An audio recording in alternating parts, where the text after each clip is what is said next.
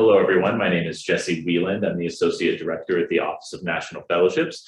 We also have Bonnie Garcia-Glockner, the Assistant Director at ONF, with us here today. And so we're primarily going to be talking about the Benjamin A. Gilman International Scholarship. At the very end of the presentation, we'll highlight a few other fellowships that you may be eligible for as a first or second year student. And we have, yes, I think 1 second, make sure.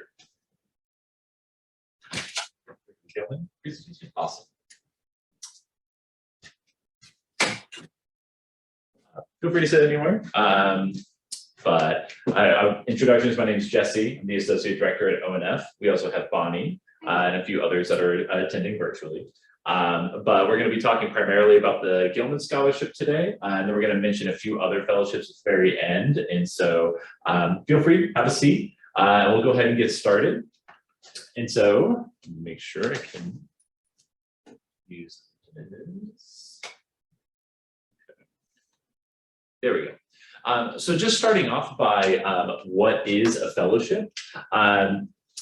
I think the easiest way to describe it is that it's a scholarship that has a learning outcome. So by the end of your experience, whatever that may be, you'll have created something, you'll have learned something new. Perhaps that was through an internship or a research project, maybe it was studying a foreign language. But whatever it is, it's a fully funded experience that has that learning outcome at the very end. Fellowships can cover a lot of different opportunities. And so the good thing about Gilman is that it's extremely flexible to whatever your interests are. Perhaps you know exactly where you would like to study abroad. Perhaps you know exactly what you would like to be doing, and you're a little bit more flexible on your destination. But either way, we can make sure that we find a good opportunity for you that also aligns with the mission of the Gilman Scholarship. These fellowships also, it's worth mentioning, they are competitive. They're nationally competitive. But there's no reason why it can't be you. And so we'll get into some statistics a little bit later on how Florida State students have fared over the years in applying for the Gilman Scholarship. But also talking a little bit about our office, which is right across the hallway at the Honor Scholars and Fellows House, which is right above the Chick-fil-A if you're on campus. And so not only do we help you in applying for the Gilman Scholarship and for other fellowships, but we help you find opportunities and awards that align with your academic or your professional interests. And so these are opportunities you can apply to throughout the year. There are opportunities you can apply to as a first semester freshman or as a last semester senior. It really just depends on what you're wanting to do and when. And so for some of these applications, most recently, we have been managing our Fulbright intake over the last few days. Are applications that have many different components and are extremely intense. And so we help you manage all of those applications and all of those components. But when it comes to Gilman specifically, not as many components, but we're still here to help you manage the essays, and making sure that you're planning and contacting people that you need to for the program that you're participating in. Also, our office helps students really reflect and make meaning of their experiences. Oftentimes, the essays, these personal statements, these statements of purpose can be hard for students when they first approach them. Oftentimes students are very good at talking about their involvement, or they're talking about the things they would like to do, but sometimes it's a lot harder to talk about ourselves and what is meaningful to us. And so with these essays, and we'll get into more of the components of those a little bit later, it's a blend between both your personal, your academic, and your professional interests. And so you're balancing a lot with these essays. And so for, like I said, for a lot of students, that's really new. When we're in about the month to 2 months leading up to the deadline, a lot of what our meetings will look like is managing those essays. So it'll be a lot of editing, critiquing, and rewriting. And that's just because we want you to have the most compelling application on paper as possible. So a little bit about the Gilman Scholarship specifically. And so Gilman's mission, and this has been the same for about the last 20 years, it was created to ensure that students, college students, who may otherwise not pursue international travel or experiences, have the ability to do so. And so they're looking at students who receive federal Pell Grants, looking at students with disabilities, or looking at students with that have had to overcome other challenges in order to make study abroad feasible. And so the baseline Gilman scholarship, and there are a few other caveat awards that we'll talk about, but the baseline is up to $5,000 that you can apply towards any fall, spring, summer, or academic year program. Over the last couple of years, for obvious reasons, Gilman has also made accommodations for virtual programs, but they are encouraging students now to find in-person programs if that's what you would like to do. So like I said, baseline $5,000. And then for any student that's studying a critical need language, which is listed at the bottom of this slide, if the focus of your program is studying one of these languages in a country where it's predominantly spoken, there's a smaller short essay you can also write, and that can opt you into an additional $3,000 if you're selected. But the nice thing is, if you're not selected for what is called the Critical Need Language Award through Gilman, you're still considered for that baseline $5,000. To be eligible, you need to be a US citizen and be in good academic standing with your university. Rarely is that second bullet point ever an issue for students. I'm happy to talk to you about it one-on-one in a meeting, but you do need to be receiving a federal Pell Grant at the time of application and during your time abroad. And this next bullet point is really important because Gilman has two deadlines during the academic year. There's one in the fall, one in the spring. And you can apply up to a year in advance of when you would actually go, and applying early usually means that application cycle is a little bit less competitive the further out that you apply. And sometimes students are worried, like, I haven't been accepted into my program yet, or I'm still weighing my options maybe between 2 or 3 different programs, and that's okay.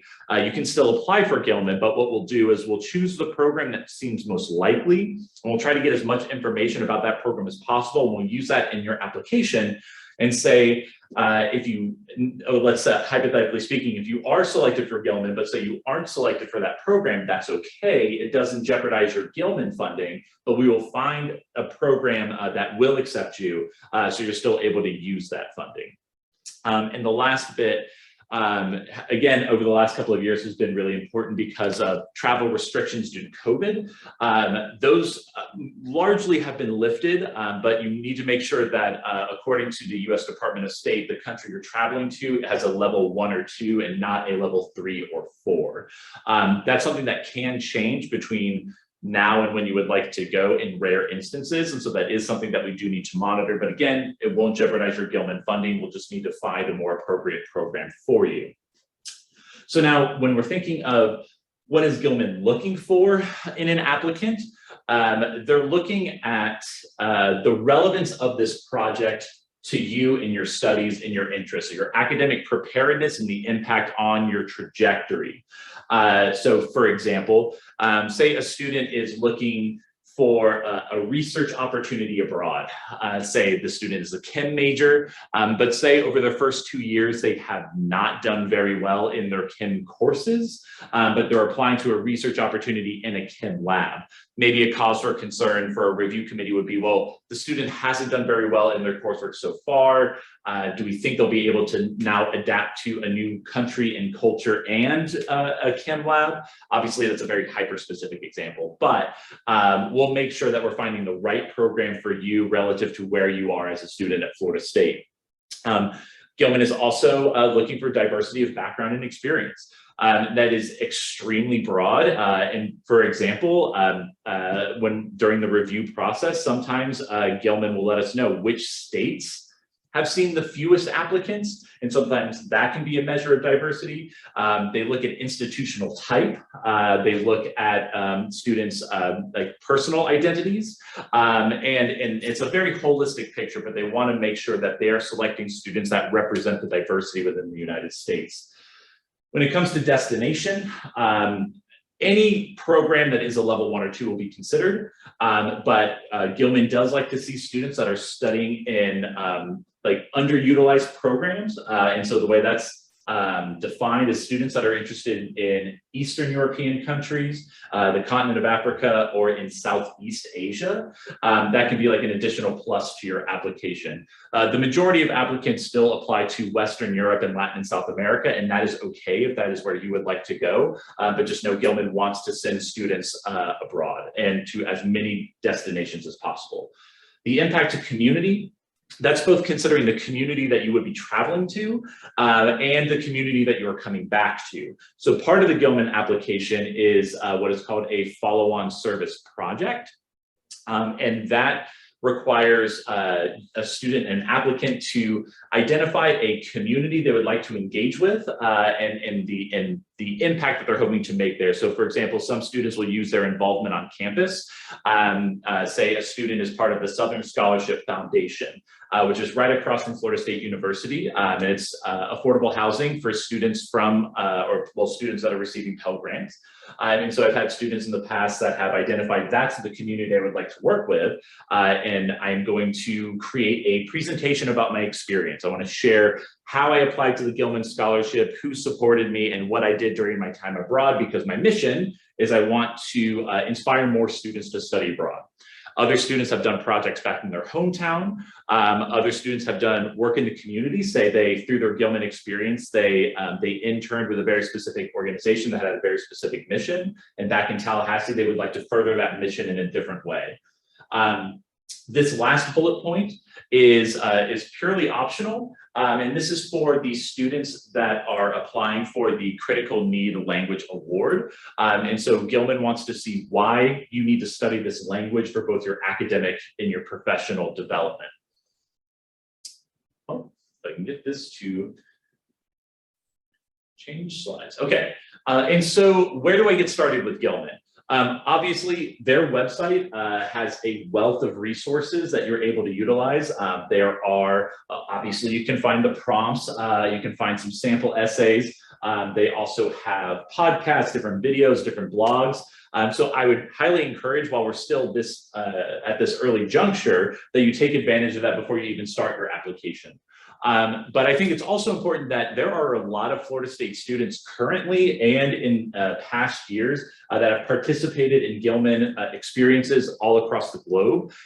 Reach out to those students, and I would be happy to help put you in contact with those students. I would, and this is a presentation I would highly encourage anyone interested in Gilman to attend, especially if you're interested in the health sciences or public health.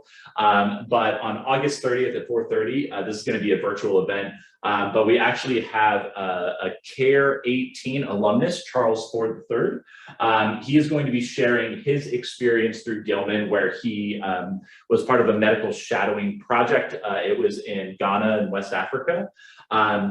And he's going to talk about how that experience influenced his studies and his experiences at Florida State, and how that really influenced him and encouraged him to pursue his master's in public health at the University of South Florida. And he now works and studies infectious diseases within the state of Florida. And so just a wealth of knowledge. So if you can attend, I would highly encourage it.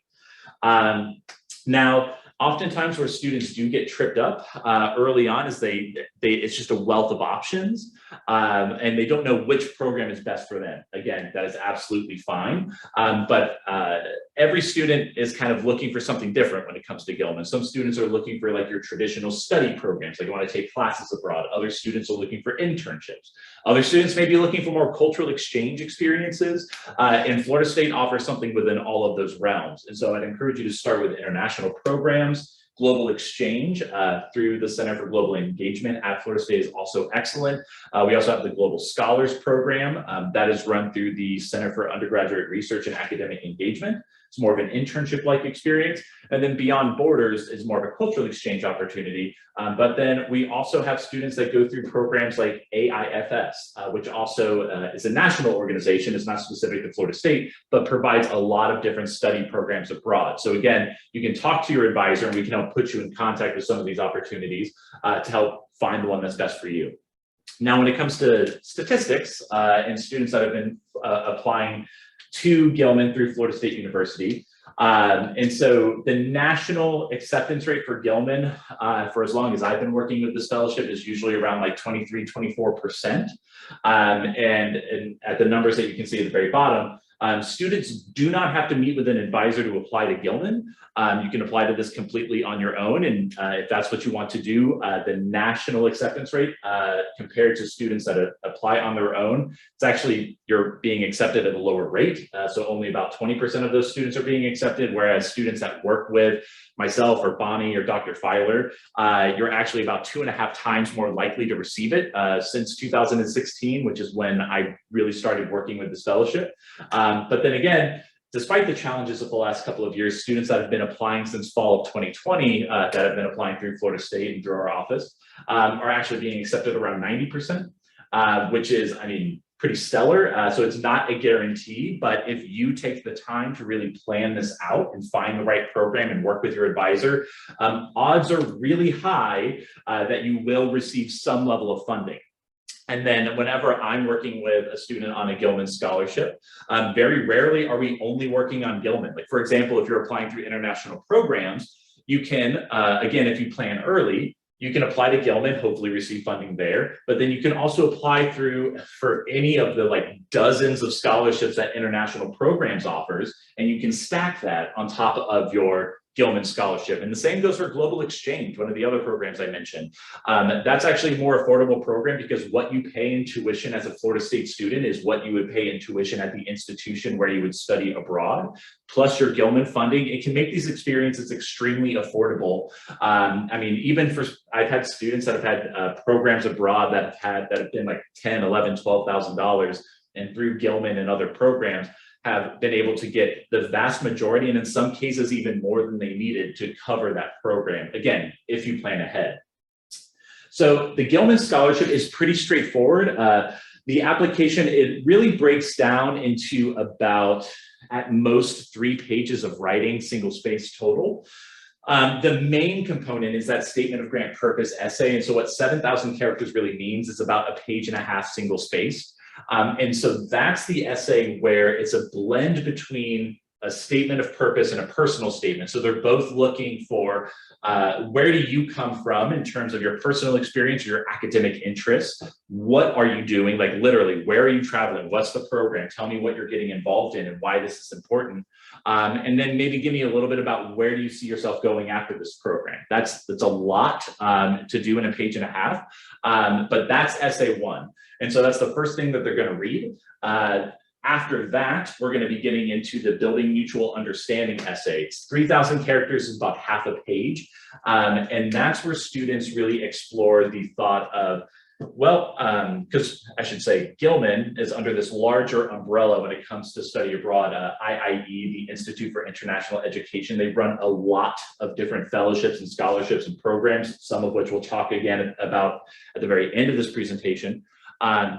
But the mission for all of those programs is building peace and understanding between the United States and other countries. And so that's what this short essay is really getting at.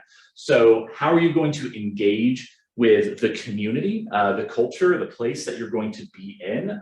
Some students have other talents and interests. Some students are musicians or actors or whatever that may be. And so they're wanting to find ways to get involved in that way, in that community.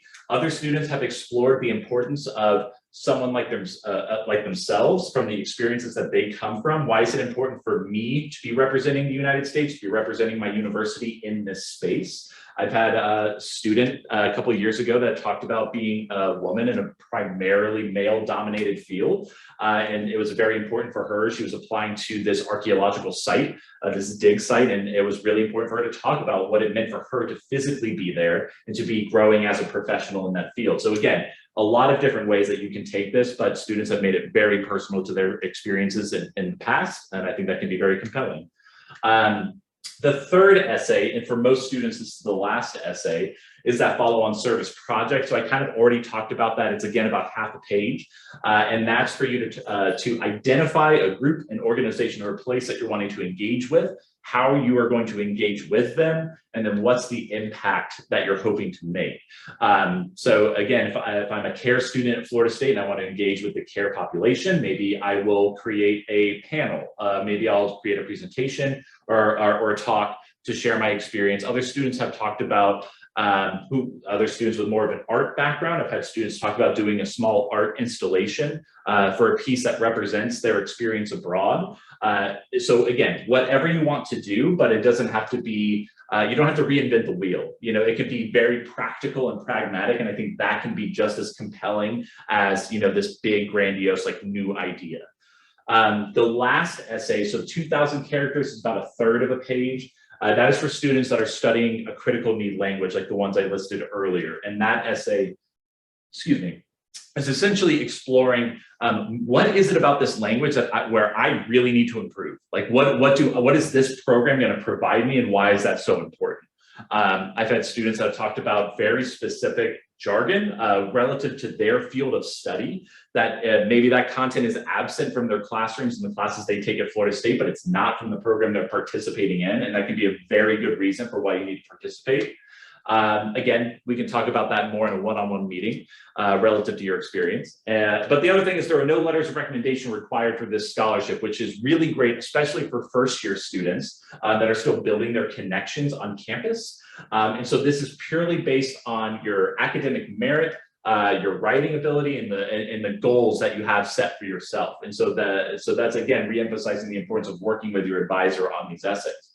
And so the first deadline that we have for this year is going to be on October 6th. But as you can see, that is for a program that begins between this December, December 1st, and October 31st of next year. So that means you could participate in a program that starts either this spring, this summer, or next fall. And the same would go for this, the deadline we will have in March this coming spring. That'll be for summer, fall, or the following spring. And so the good news is for a lot of students say that are, so if you're applying for a spring program, this is your deadline, it's the only one you get. But if you're applying for a summer program or later, if you can apply to this deadline, you can find out by about January that you have funding, which gives you anywhere from 6 months or more to continue applying to other scholarships, or at the very least to budget for this experience. Now, if you apply for that October deadline and you don't get it, but you do get into your program, we can work and edit and modify your application and then reapply in the spring. So it's kind of like a 2-for-1 chance to be selected. And like I said earlier, the earlier you apply, the less competitive it is, because fewer students nationally are going to apply early. More students, and this is how I was on as an undergraduate, if something was due Thursday or due Thursday, don't do that in fellowship and scholarship applications. Always apply early because it just increases your chances of being selected. Now, the Gilman McCain Scholarship, like I mentioned, there are a few caveat awards for Gilman. This is exactly the same as the Gilman Scholarship in terms of the funding that it provides and the review criteria, except for this one added bit. And so this is for any student who is the dependent child of an active duty military member during the time of their application. It's not Pell specific. You just need to be receiving any type of financial aid, a federal financial aid. And so if that is you, then this is the award we would be applying to. Again, I can tell you it's hard to find these students. And so the acceptance rate tends to be pretty high for the Gilman McCain Scholarship. And I believe this is also an instance like the CNLA, where if you, for some reason, are not selected, you're still considered for the baseline Gilman Scholarship. And now that is it for Gilman. And so these next awards I'm going to get through relatively quickly and then have some time for questions at the end. So Freeman-Asia it's usually not due until mid to late spring. And so this is kind of for a lot of students can either be a backup to Gilman, or say a student does receive Gilman funding, say as a freshman or a sophomore, this could be an excellent opportunity, say as a junior or senior, or, again, vice versa, it doesn't really matter, to fund an additional experience abroad. And so whereas Gilman is open to any destination that's a level 1 or 2, Freeman-Asia is very specific regionally as to where you can apply. So in East or Southeast Asia, Gilman has no GPA requirement, but Freeman-Asia does have at least a 2.8. Otherwise, the application for these they're very similar. So just know that this award exists, and if you do have an interest in Southeast Asia, this would be a really fantastic opportunity for you. And so Gilman, I should also note, is for any duration of program. So it could be a week long to a full academic year. For Freeman-Asia, it does need to be at least 8 weeks. So outside of some of these minor differences, it's a very similar scholarship. And then Bonnie and I also work with students that are applying to different language fellowships. So Gilman is like the CNLA, Gilman, the Critical Need Language Award, is a fantastic opportunity. But we also work with the Critical Language Scholarship, and it's the same list of scholarships that the CNLA Gilman operates with. And this is full funding for a 2-month experience over the summer to really intensively study that language. And so if you know that I really need to increase my proficiency in my Mandarin before I start, classes next year, or before I start an internship or whatever that may be, they equate the amount of proficiency gains over the CLS opportunity in those 2 months over the summer to about a full academic year of study at a normal institution. But we also work with students on the Boren Scholarship, which can be anywhere from a summer to a full academic year abroad of taking classes and studying a critical need language. But the Boren Scholarship has a much larger list of languages. And so I think it's only about 15 or so for CLS and CNLA Gilman, and Boren has at least 50, if not more. They do have a focus on studying these languages and growing in your proficiency relative to your professional interests and increasing national security efforts in the United States, but that's a very broad definition. Students have defined national security relative to public health, relative to humanitarian efforts, relative to urban and regional planning, relative. So again, this is specific to your area of interest, but it's anywhere, if you do the full year, it can be up to $25,000 of funding, or about $18,000 of funding for about 6 months. Humanity in Action is another summer program. That's for sophomores all the way up until 2 years after graduation, but that's a summer program to study human rights and social justice from a historical and contemporary perspective. They have about 5 placements in Europe and 1 in the US. And where you are placed is going to dictate the curriculum. And so, for example, if you're placed in the program in Germany, the framework that you'll be working from will be the Holocaust. But if you're placed in Atlanta, the framework that you'll be working from is the civil rights movement. And so, again, they bring in guest speakers, there are site visits. They bring, it's like a cohort model, and you have an action project that you all work on over the, I believe it's like the 4 weeks that you're going to be there. But we also have opportunities for researchers. And so Dodd Rise is research experience in Germany. You don't need to know German because the labs operate in English. And Amgen is for research experiences both domestically and the US or in East Asia. I believe they have placements in Japan, in China, and I'm going to forget the other country in this moment. But again, fully funded opportunities to grow as a researcher in the STEM fields. The US-UK Fulbright Summer Institute, that is for first or second year students that are interested in studying abroad in the UK. And these change every year. There are going to be different institutions that have the focus of cultural exchange for all of them, but then each one is going to have a very specific programmatic focus. And so in the past, they've had programs that have focused on arts, activism, and social justice, on tech and innovation, on hunger and food productivity. I can't remember the exact name of that one. And then many others. And so if you're a first year student, this one does have a high GPA requirement. It requires at least a 3.7 to apply, but it's one that we've sent many students to in the past. And lastly, the Fulbright U.S. Student Program. That's the one Bonnie and I have been pulling our hair out from over the last couple of days, but is anywhere from 8 to 13 months abroad after you finish your undergraduate degree. So if you're a first-year student, this is definitely one to keep in your back pocket.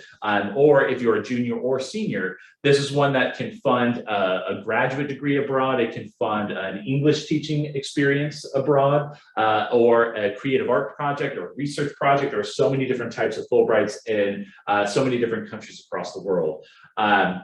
But I would also encourage you, that's just, again, a very small sample size of the awards that we work with.